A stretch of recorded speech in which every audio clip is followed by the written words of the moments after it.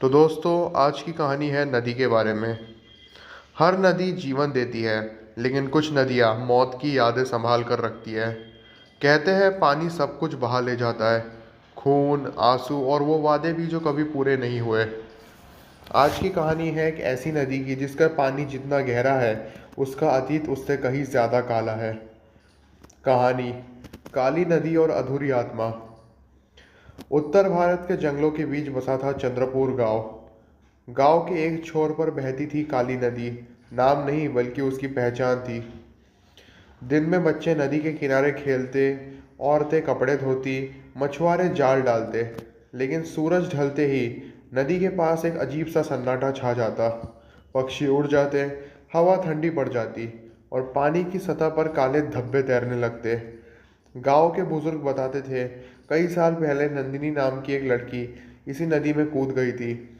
विवाह की रात दहेज के लालच में उसके पति ने उसे नदी किनारे छोड़ दिया था।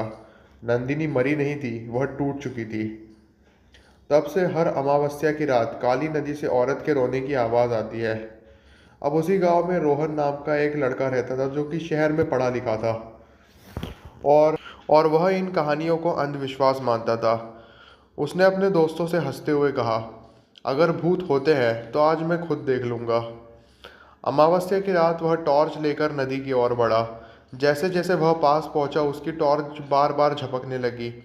पानी बिल्कुल शांत था, इतना शांत कि उसे डर लगने लगा। अचानक पानी में छपाक की आवाज़ हुई। रोहन ने टॉर्च घुमाई। पानी में उसका ही अक्स दिख रहा था, लेकिन उस अक्स के पीछे एक और चेहरा था। धीरे धीरे पानी से सफ़ेद साड़ी में लिपटी एक औरत बाहर आई।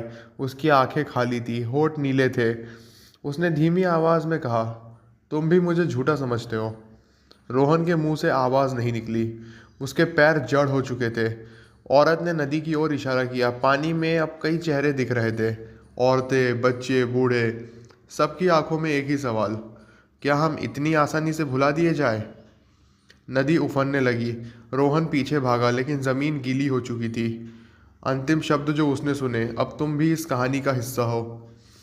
अगली सुबह गांव वालों ने नदी किनारे रोहन का बैग पाया। टॉर्च अब भी जल रही थी और नदी का पानी पहले से ज़्यादा साफ लग रहा था। लेकिन उस रात से काली नदी एक और नाम जान गई।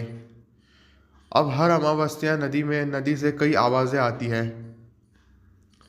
तो दोस्तों, कहते हैं जो नदियों के दर्द का मजाक उड़ाते हैं, नदियाँ उन्हें कभी वापस नहीं लौटाती। अगर कभी शांत पानी में आपको अपना अक्स ज़्यादा देर तक घूरता लगे तो समझ जाइएगा, नदी आपको पहचान चुकी है। शुभ रात्रि।